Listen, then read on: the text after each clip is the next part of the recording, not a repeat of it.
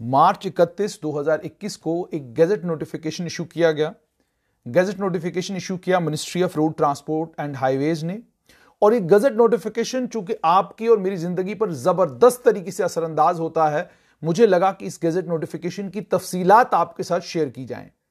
कश्मीर में बाहर से लाई गई गाड़ियों की रजिस्ट्रेशन को लेकर हंगामा हो रहा है। बहुत सारे लोग फेसबुक के ऊपर लिख रहे हैं कि ये नया कोई कानून बना, नए कुछ रूल्स बनाए गए हैं।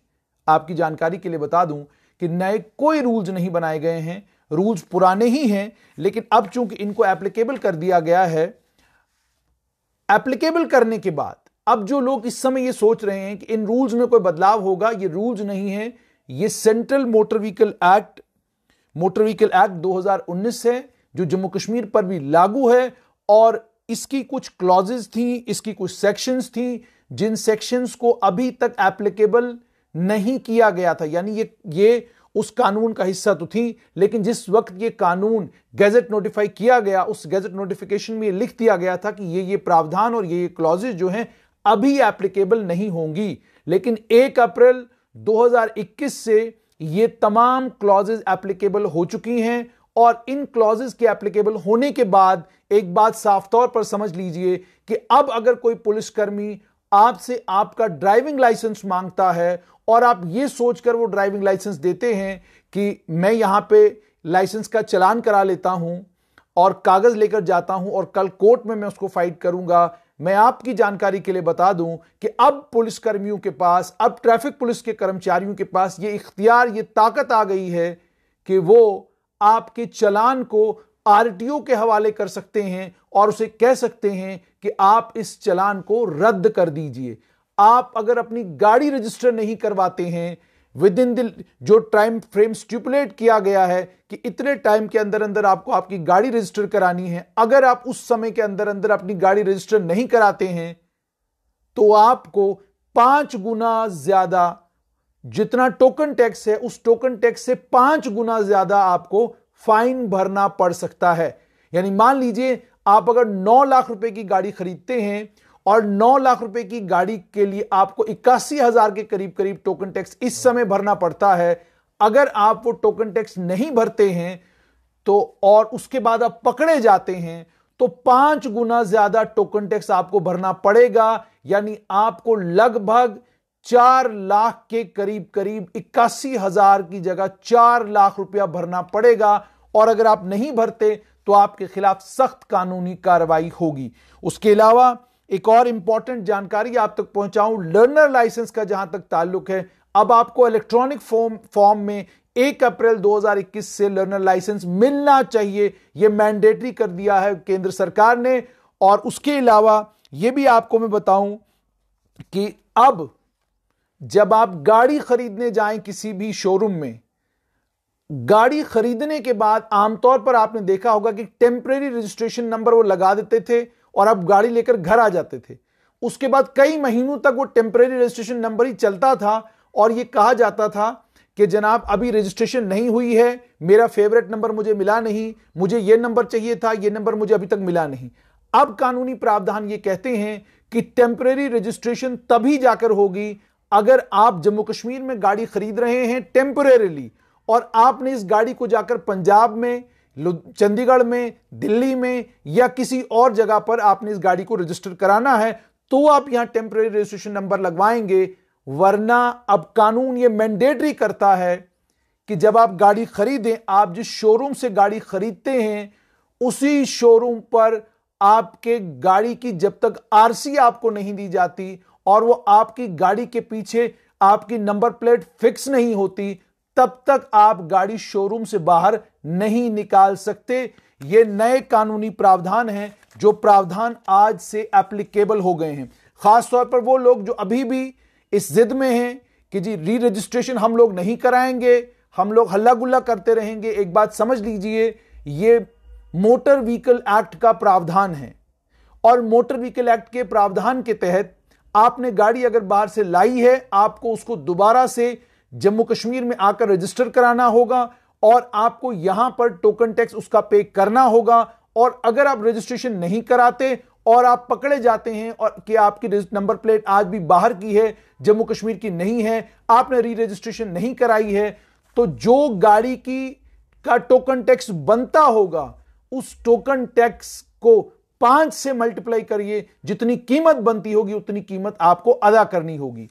और दूसरा, यह तो इंडिविजुअल के लिए है, लेकिन अगर जिस जगह से आपने गाड़ी खरीदी है, जिस डीलर से आपने गाड़ी खरीदी है, अगर वो डीलर गाड़ी के रजिस्ट्रेशन नहीं कराता और ये बात ट्रांसपोर्ट डिपार्टमेंट तक चली जाती है, तो 10 गुना ज्यादा डीलर को पैसा भरना होगा टोकन टैक्स के। मतलब मान लीजिए टोकन टैक्स 81,000 बनता है किसी गाड़ी का, आप उसको 10 से मल्टीप्लाई कीजिए, 8,10,000 रुपया गाड़ी के लिए डीलर को पे करना पड़ेगा अगर डीलर उसकी रजिस्ट्रेशन नहीं कराता। ये सारे कानूनी प्रावधान में बदलाव आए हैं। उसके अलावा ये भी, कोई भी ड्राइविंग लाइसेंस किसी भी ट्रांसपोर्ट, ट्रक का अगर आपने ड्राइविंग लाइसेंस लेना है, बस का ड्राइविंग लाइसेंस लेना है, ऑटो का लेना है, या किसी भी ट्रांसपोर्ट व्हीकल का आपने ड्राइविंग लाइसेंस लेना है, वो तब तक आपको registering authority driving licence issue नहीं कर सकती जब तक आपके पास ड्राइविंग सर्टिफिकेट एक ड्राइविंग इंस्टीट्यूट का ना हो, जिस ड्राइविंग सर्टिफिकेट में वो इंस्टीट्यूट सर्टिफाई करे कि आप अच्छी गाड़ी चलाते हैं, आपको ड्राइविंग लाइसेंस दिया जाना चाहिए। और उसके बाद यह भी कहा गया है कि ड्राइविंग लाइसेंस के एक टेस्ट में आप जाते हैं और आप उस टेस्ट में फेल होते हैं, 7 दिन के बाद दोबारा आपका टेस्ट होगा। आपको 3 मौके देने के बाद भी अगर आपको ड्राइविंग लाइसेंस नहीं मिलता, आप टेस्ट में फेल होते हैं, तो आपको 60 दिन के बाद दोबारा ड्राइविंग लाइसेंस के टेस्ट के लिए इजाजत दी जा सकती है। आप दोबारा टेस्ट देने के लिए आ सकते हैं, लेकिन अब पहले टेस्ट के बाद 7 दिन के अंदर अंदर दूसरा टेस्ट आपको ड्राइविंग लाइसेंस के लिए देना होगा। उसके बाद लर्नर लाइसेंस का जहां तक ताल्लुक है, उसमें जो टेस्ट सेंट्रल गवर्नमेंट ने प्रेस्क्राइब किया है और उसके रूल्स भी आ गए हैं कि आपको उस टेस्ट में क्या कुछ देना होगा, और इलेक्ट्रॉनिकली वो टेस्ट आपका होगा। मेडिकल सर्टिफिकेट आपका, लर्नर टेस्ट, फॉर्म 1 उसमें ओमिट किया गया है। और ये भी ताकतें सेंट्रल गवर्नमेंट के पास हैं कि केंद्र सरकार अगर चाहे तो कुछ स्पेशल केसेस में मेडिकल सर्टिफिकेट और टेस्ट की रिक्वायरमेंट को लर्नर लाइसेंस के लिए एग्जेम्प्ट कर सकती है कुछ खास लोगों के लिए। दूसरा जो सवाल बार बार पूछा जा रहा है, कश्मीर, बिल्कुल नहीं। आप तक जो जानकारी पहुंच रही है, जो लोग आपको अफवाहें जो आप तक पहुंच रही बिल्कुल गलत हैं। Central motor vehicle act Jammu Kashmir पर भी लागू है, यूनियन टेरिटरी ऑफ लद्दाख पर भी लागू है। देश के कोने कोने में यह सेंट्रल मोटर व्हीकल एक्ट लागू हो गया है।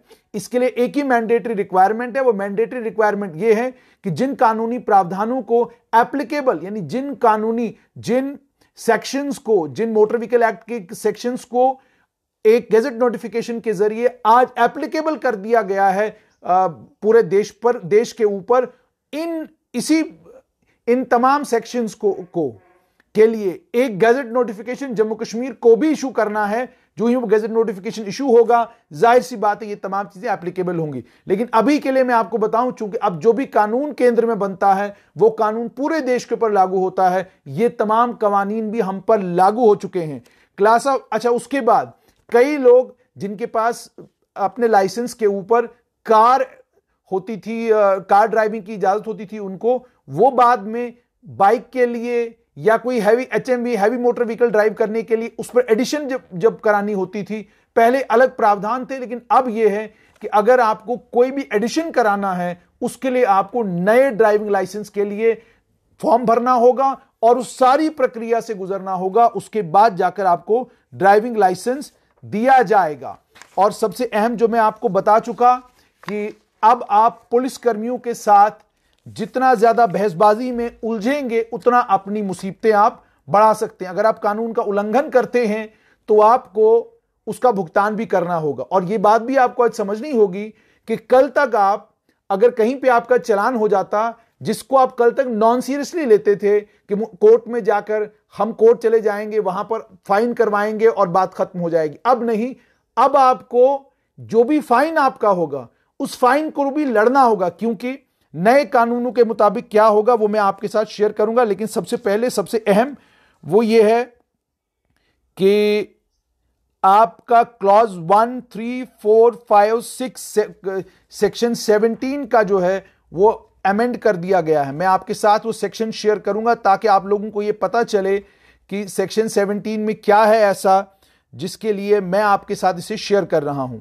मैं आपको इसलिए सेक्शन 17 बता रहा हूं ताकि आपको ये पता चले कि सेक्शन 17 में आखिरकार है क्या। लाइसेंसिंग सेक्शन 17 मैं आपके साथ शेयर करने लगा हूं, आप एक सेकंड मुझे देंगे।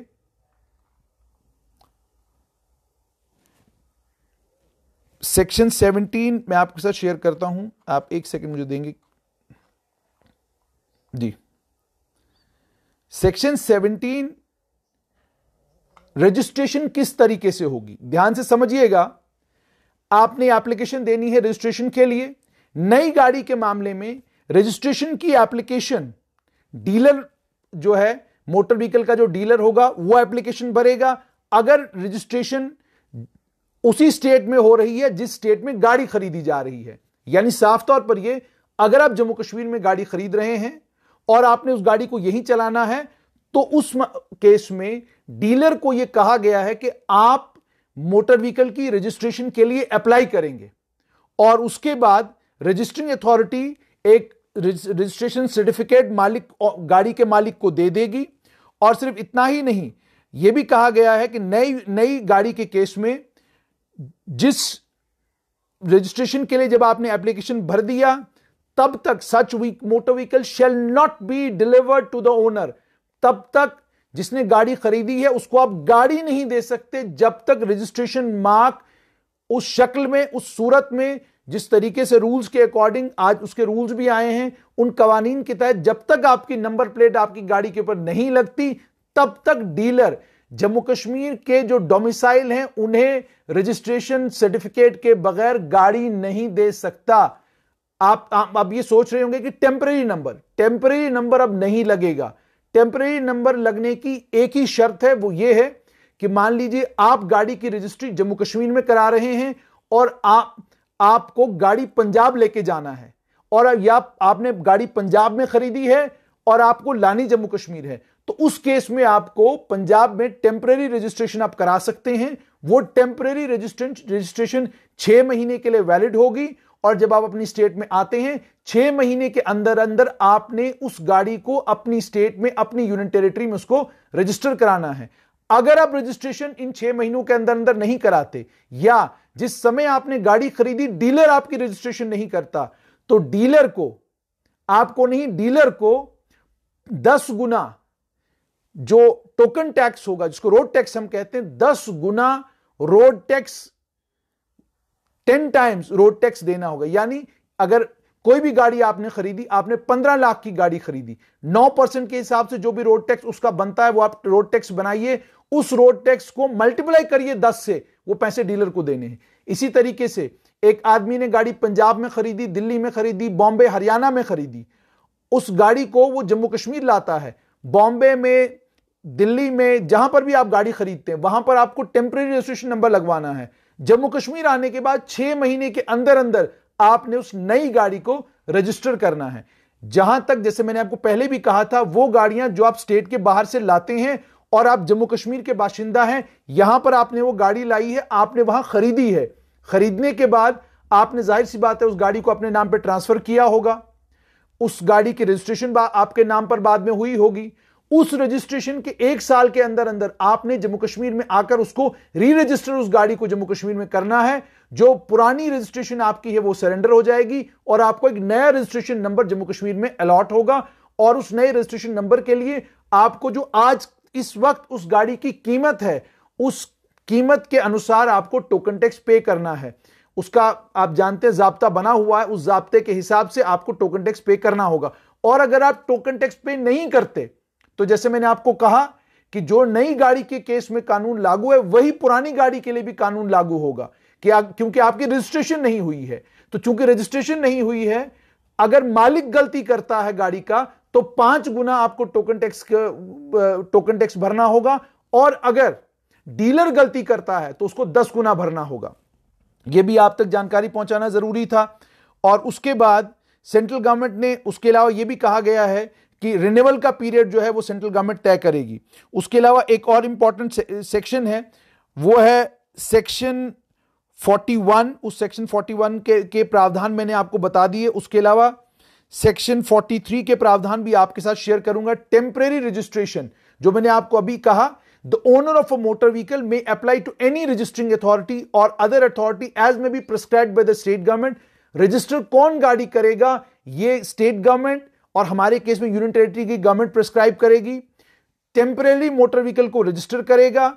Shall issue a temporary certificate of registration, temporary registration mark in accordance with such rules as may be made by the central government, provided that the state government may register a motor vehicle that plies temporarily within the state। आप ध्यान से सुनिएगा कि आपकी गाड़ी को तब जाके जम्मू कश्मीर में रजिस्टर किया जा सकता है अगर आप उस गाड़ी को थोड़े समय के लिए जम्मू कश्मीर में चलाना चाहते हैं, लेकिन बाद में आप पंजाब में, हरियाणा, जहां के भी आप रहने वाले हैं, वहां ले जाकर उस गाड़ी को चलाना चाहते हैं, तो तब जाकर आपको टेम्परेरी रजिस्ट्रेशन सर्टिफिकेट मिलेगा। लेकिन अगर आप डोमिसाइल हैं जम्मू कश्मीर के, तो आपको रजिस्ट्रेशन सर्टिफिकेट के बगैर आप गाड़ी अब शोरूम से बाहर नहीं ला सकते। उसके अलावा कुछ और इंपॉर्टेंट शिकें हैं जो आपके साथ शेयर करना बहुत ज्यादा जरूरी है। सेक्शन 63, ये भी मैं आपके साथ शेयर करूं। देखिए, कुछ बहुत इंपॉर्टेंट प्रोविजंस हैं, अगर वो प्रोविजंस आपके साथ शेयर न किए जाएं तो आपके पास नॉलेज कम होगा और आपके लिए दिक्कतें और परेशानियां बन जाएंगी। सेक्शन 63 ये कहता है कि स्टेट रजिस्टर होगा मोटर व्हीकल्स का। हर स्टेट गवर्नमेंट के पास एक रजिस्टर होगा, जिस रजिस्टर में रजिस्ट्रेशन नंबर, गाड़ी कब मैन्युफैक्चर हुई, क्लास क्या है, टाइप क्या है, मालिक का नाम क्या है, एड्रेस क्या है, और बाकी तमाम पर्टिकुलर जो पर्टिकुलर सेंट्रल गवर्नमेंट चाहेगी, स्टेट गवर्नमेंट को कहेगी कि इन तमाम चीजों को आप अपनी रजिस्ट्रेशन का हिस्सा बनाएं। उसके अलावा सेक्शन 192A को भी अमेंड किया गया है, वो भी मैं आपके साथ शेयर करूंगा कि 192A बेसिकली है क्या। बहुत इंपॉर्टेंट प्रोविजन है, आपको जुड़ना है और इस वीडियो को आप शेयर करें ताकि ज्यादा से ज्यादा लोगों तक इंफॉर्मेशन पहुंचे, लोगों को पता चले कि क्या कानूनों में बदलाव आए हैं। मैं 192 बेसिकली बहुत लंबा है ये, अब ध्यान से सुनिएगा। Offences related to registration, 192A के बाद ये 192B आता है। परमिट के बगैर अगर आप गाड़ी इस्तेमाल करते हैं तो उस सिलसिले में, अच्छा इसमें भी मैं आपको बताऊं कि एक एग्जेम्पशन दिया गया है। जो गाड़ियां, ध्यान से सुनेंगे, जो गाड़ियां ऑक्सीजन सिलेंडर कोविड पेंडेमिक के बीच में इधर से उधर, उधर से इधर ला रही हैं, अगर आपको कोई परमिट के लिए पूछता है तो आप साफ तौर पर इनकार कर सकते हैं, क्योंकि सेंट्रल गवर्नमेंट ने एक गैजेट नोटिफिकेशन के जरिए तमाम उन गाड़ियों को जो गैस सिलेंडर ढोने का काम कर रही हैं, उन गाड़ियों को से परमिट मांगना एग्जेम्प्ट किया है। आप उनको परमिट नहीं पूछ सकते जो गाड़ियां ऑक्सीजन सिलेंडर लेकर एक जगह से दूसरी जगह जा रही हैं। अब मैं आपको यह बताऊं, रजिस्ट्रेशन से जुड़ा हुआ जो भी कोई किसी गाड़ी का मालिक है, 192B, इस 192B को एप्लीकेबल कर दिया गया है। जो भी कोई मालिक किसी गाड़ी का रजिस्ट्रेशन के लिए एप्लीकेशन नहीं भरता, उसे 5 गुना रोड टैक्स जो है बाद में भरना पड़ेगा, या 1/3 लाइफ टाइम टैक्स जो गाड़ी का बनता होगा, जो ज्यादा होगा वो भरना पड़ सकता है। नंबर 2, अगर डीलर रजिस्ट्रेशन की एप्लीकेशन नई गाड़ी के लिए नहीं भरता तो उसको 15 गुना एनुअल रोड टैक्स, माफ कीजिएगा मैंने 10 कहा था, ये थोड़ा करेक्ट कर लीजिएगा, 15 गुना।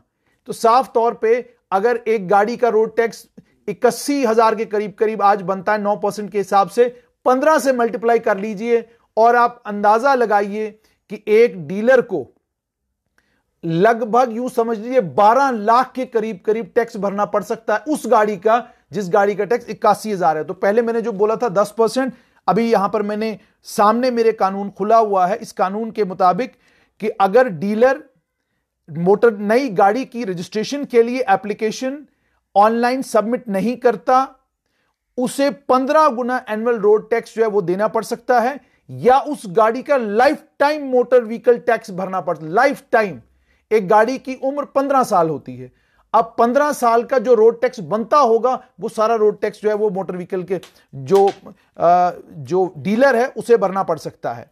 उसके बाद जो गाड़ी का मालिक है उसे जब सर्टिफिकेट ऑफ रजिस्ट्रेशन मिलती है जो डॉक्यूमेंट्स उसने सबमिट किए हैं। कई बार ऐसा भी हुआ कि आप जब रजिस्ट्रेशन कराते हैं उसके लिए कुछ कागजात आपको देने पड़ते हैं, आपने वो कागजात दे दिए और कागजात देने के बाद में मालूम पड़ता है या आपके पास जो आरसी है उस आरसी को जब खंगाला जाता है तो पता चलता है इंजन नंबर, चेसी नंबर गड़बड़ कर दिया गया है, इंजन नंबर बदल दिया गया है, चेसी नंबर बदल दिया गया है। तो उस मामले में अगर आप पकड़े जाते हैं तो 6 महीने की सजा हो सकती है या 1 साल की। अगर सजा नहीं होगी तो 10 गुना आपको एनुअल रोड टैक्स का फाइन लगेगा कि आपने आरसी के ऊपर जो आपकी डिटेल्स हैं वो फर्जी हैं। अच्छा, उसके बाद कोई अगर डीलर है, उसके पास वो उसने उसको रजिस्ट्रेशन की सर्टिफिकेट उसने अगर बनवाई कहीं से जिसमें उसने कोई भी हेराफेरी की है, डॉक्यूमेंट्स में हेराफेरी की है, कोई डॉक्यूमेंट कम लगाया है, किसी डॉक्यूमेंट को अटैच नहीं किया है या बिना किसी डॉक्यूमेंट के रजिस्ट्रेशन मैनेज कर ली है, तो उसे 10 गुना एनुअल रोड टैक्स जो है वो भरना पड़ सकता है। किस चीज के लिए? कि आपने आरसी बनवाने के लिए कुछ डॉक्यूमेंट्स जो हैं, डॉक्यूमेंट्स की फजिंग की है। उसके अलावा जो लोग एजेंट हैं, कैनवासर हैं और जो लोग अब ये सब काम करते हैं उनको भी कहा गया है, ये प्रोविजंस भी एप्लीकेबल हो चुके हैं। 193 सेक्शन जो इसको मुकम्मल तौर पर एप्लीकेबल कर दिया गया है कि अगर आप अपने आप को एजेंट कहते हैं, जी मैं आपका लाइसेंस बनवा दूंगा, मैं आपकी आरसी बनवा दूंगा, मैं आपका फलाना काम करवा दूंगा, मैं ये, अगर आप ऐसा कुछ करते हैं और आप पकड़े जाते हैं तो आपको 1 लाख रुपया जुर्माना भरना पड़ सकता है और कम से कम 25,000 और मैक्सिमम 1 लाख रुपया जुर्माना भरना पड़ सकता है। उसके बाद मैं आपके साथ और कुछ सेक्शन शेयर करूंगा जो बहुत इंपॉर्टेंट है ताकि आपको यह पता चले कि कितने सारे प्रावधानों में बदलाव जो है वो केंद्र सरकार ने किए हैं और ये बदलाव बड़े इंपॉर्टेंट हैं ताकि आपको ये पता चले कि इन बदलावों से अब आपकी जिंदगी में क्या कुछ बदलने वाला है। कुछ और इंपॉर्टेंट सेक्शंस हैं जो मैं आपसे शेयर करूंगा। Overall section 8, 9, 11, 19, 25, 26, 28, 17, 41, 43, 44, 52, 56, 62। अगर आप अपनी गाड़ी के अंदर कोई बदलाव लाते हैं, यानी आपकी गाड़ी पेट्रोल वाली है और आपने खुद ही पेट्रोल का इंजन जो है वो बंद करा दिया और उसकी जगह आपने गैस सिलेंडर पीछे लगा दिया, अगर ये जो अल्ट्रेशन, ये बदलाव जो आपने किया है, अगर ये आप आरटीओ की नोटिस में नहीं लाते हैं तो आपके खिलाफ सख्त कानूनी कार्रवाई होगी। आपको आरटीओ के नोटिस में ये बदलाव लाना है ताकि आरटीओ जो है आपकी जो आपने बदलाव लाया हुआ है उस बदलाव को रजिस्टर कर सके।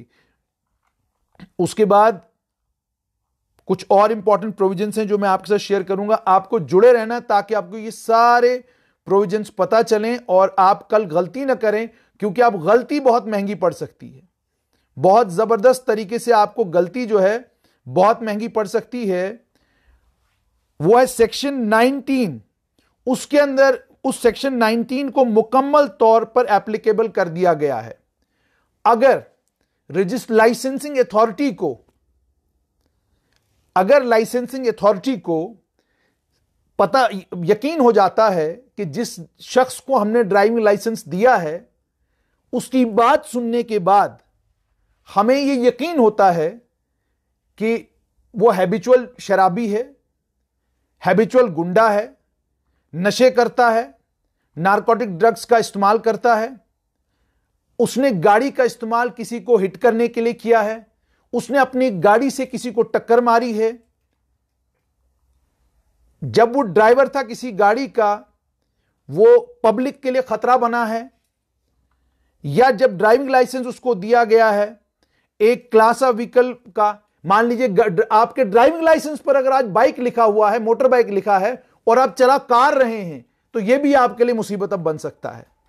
अच्छा, कोई भी ऐसा उसने काम किया है गाड़ी चलाते वक्त जिससे यह लगता है कि पब्लिक को नुकसान हो सकता है,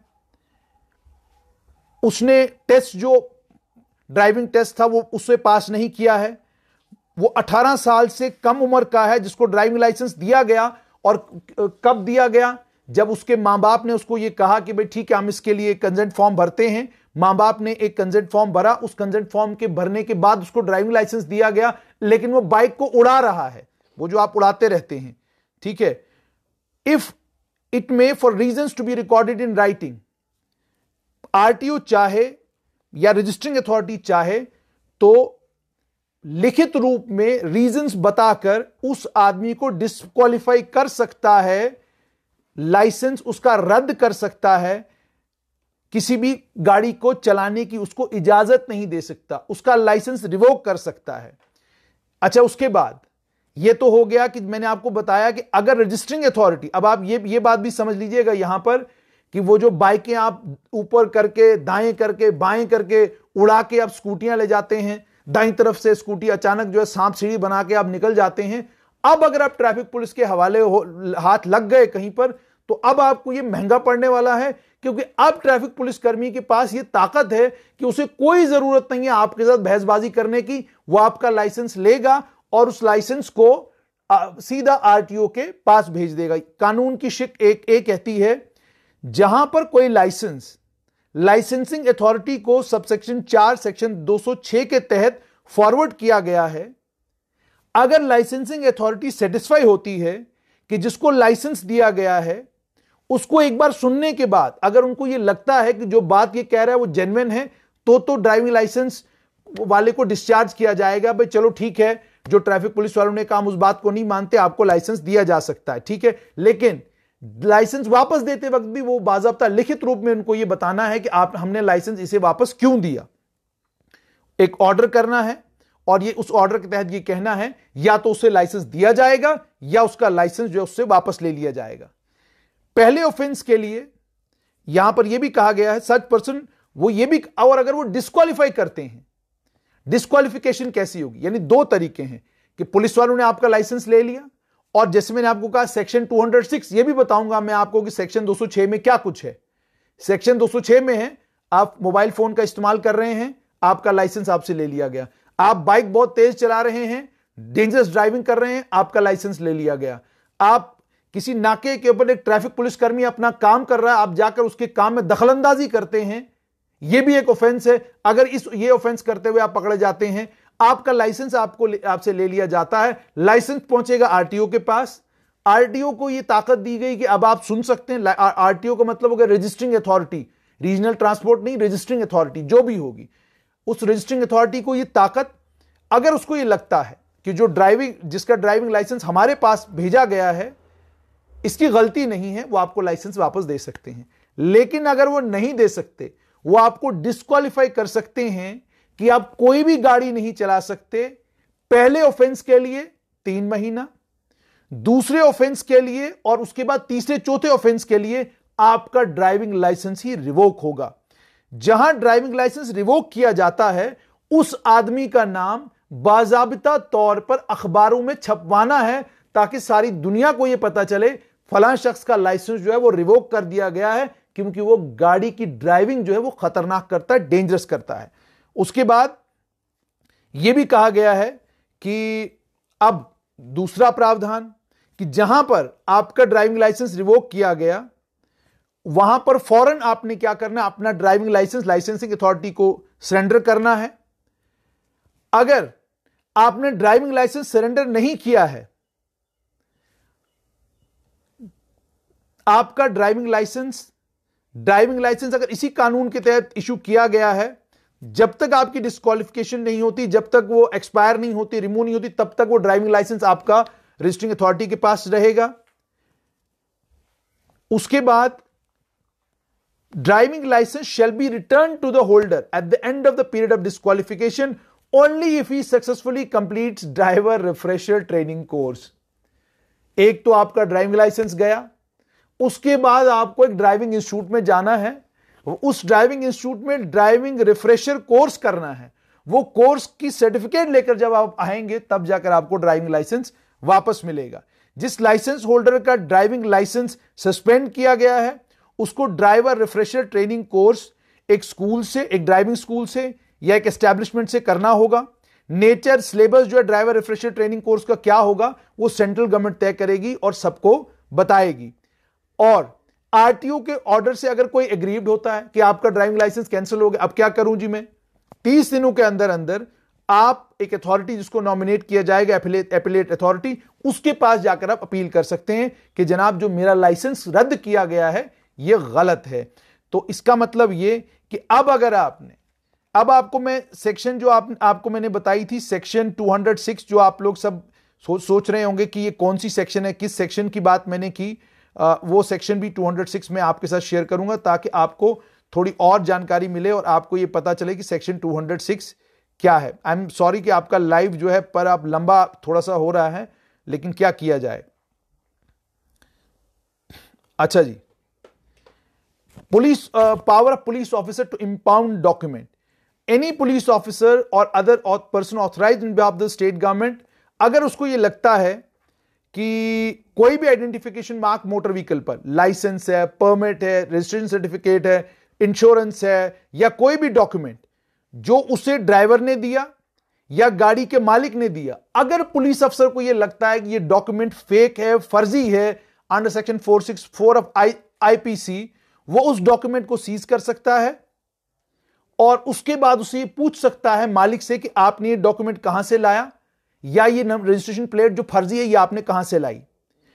कोई भी पुलिस ऑफिसर जिसे सरकार अधिकार देती है, अगर उसको ये लगता है ड्राइवर जो किसी गाड़ी का है, किसी भी कानून के तहत उसे लगता है कि डेंजरस ड्राइविंग कर रहा है, वो उसको समन कर सकता है, उसका लाइसेंस सीज कर सकता है और वो लाइसेंस कोर्ट को भेज सकता है। उसके अलावा इसमें यह भी कहा गया है, अगर किसी पुलिस ऑफिसर को, जिसे स्टेट गवर्नमेंट ऑथराइज करती है, उसको लगता है किसी ड्राइवर का, किसी गाड़ी का ड्राइवर जो है वो सेक्शन 183, 84, 85, 189, 190, 194C, 194D, 194E के तहत इस किसी भी कानून की वायलेशन की है, वो ड्राइविंग लाइसेंस को सीज करेगा और उस ड्राइविंग लाइसेंस को लाइसेंसिंग अथॉरिटी के हवाले कर देगा, प्रोवाइडेड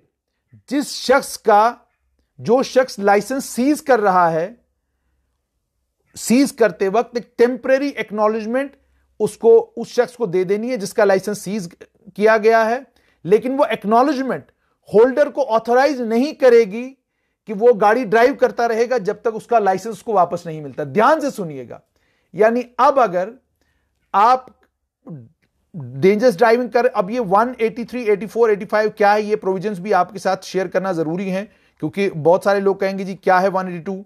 183 है कि आप एक्सेसिव स्पीड पे गाड़ी चला रहे हैं, आप देखते होंगे गाड़ियों, रोड, सड़कों के ऊपर बाइकें किस तेज रफ्तारी के साथ चलती हैं। दूसरा है डेंजरस ड्राइविंग कर रहे हैं। 85 है शराब पीकर ड्राइविंग कर रहे हैं। 86 है कि आप मेंटली और फिजिकली अनफिट है गाड़ी चलाने के लिए लेकिन आप गाड़ी चला रहे हैं। 88 है कुछ ऑफेंसेस आप करते हैं, उन ऑफेंसेस को रोकने के लिए।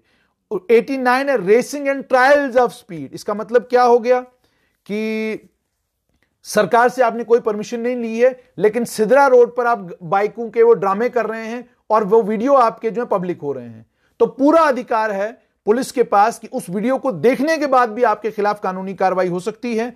आप किसी गाड़ी को अनसेफ कंडीशन में इस्तेमाल कर रहे हैं तो इस मामले में मैंने आपको कहा कि आपसे आपका चालान होगा, आपको चालान की रिसिप्ट मिलती है और आप सोचते हैं कि चालान का रिसिप्ट मिल गया मुझे, अब मैं गाड़ी चला सकता हूं। नए प्रावधानों में अब आप गाड़ी नहीं चला सकते अगर आपका ड्राइविंग लाइसेंस आपके पास नहीं है, चालान हुआ है, वो ड्राइविंग लाइसेंस जो है सीज कर लिया गया है, तो आप गाड़ी नहीं चला सकते तब तक जब तक आपको ड्राइविंग लाइसेंस वापस नहीं मिलता। साफ तौर पर ये कि बहुत बड़े बदलाव हैं ये मोटर व्हीकल एक्ट में।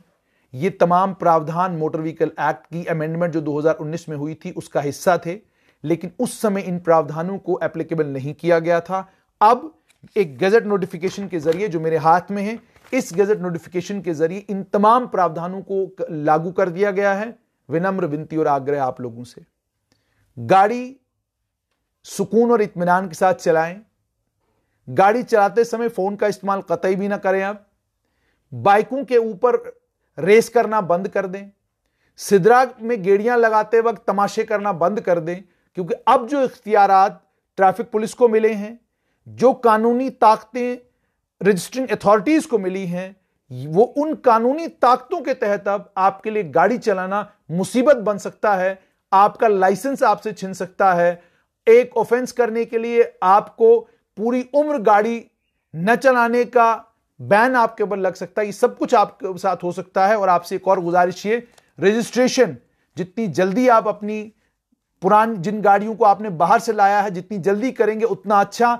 अगर आप इंतजार में रहेंगे कि कोई बदलाव आएगा, तो कोई बदलाव आने वाला नहीं, क्योंकि कोई भी बदलाव लाने के लिए एक्ट के अंदर अमेंडमेंट करनी है, और वो अमेंडमेंट जो है केंद्र सरकार ने करनी है। उस अमेंडमेंट में स्टेट यूनियन टेरिटरी की गवर्नमेंट का कोई रोल नहीं होना। तो इसलिए आपसे गुजारिश ये, सेफ ड्राइव करें और नए मोटर व्हीकल एक्ट के इन प्रावधानों से बचे रहें, क्योंकि अगर इन प्रावधानों का, जाहिर सी बात है ट्रैफिक पुलिस के आला अधिकारी, ट्रैफिक पुलिस के कर्मचारी अगर इस लाइव को देख रहे हैं, उम्मीद और तवक्का उनसे ये कि वो ये तमाम बातें सुनने के बाद इन कानूनों का सही तरीके से इस्तेमाल करेंगे, इन कानूनों का इस्तेमाल करके लोगों को परेशान नहीं करेंगे। सही इस्तेमाल का मतलब यह हो गया कि जहां वायलेटर नजर आता है वहां पर कानूनी कार्रवाई करें, लेकिन अपनी खुन्नस निकालने के लिए, भड़ास निकालने के लिए, और जी हमारे लेकुनाज और हमारी कमियां कमजोरियां क्यों पॉइंट आउट करते हो, तमाशे करने की कोशिश मत कीजिएगा, क्योंकि कोर्ट ऑफ लॉ में जब आप जाते हैं वहां बहुत मुश्किलों का सामना करना पड़ सकता है आपको, क्योंकि यह प्रावधान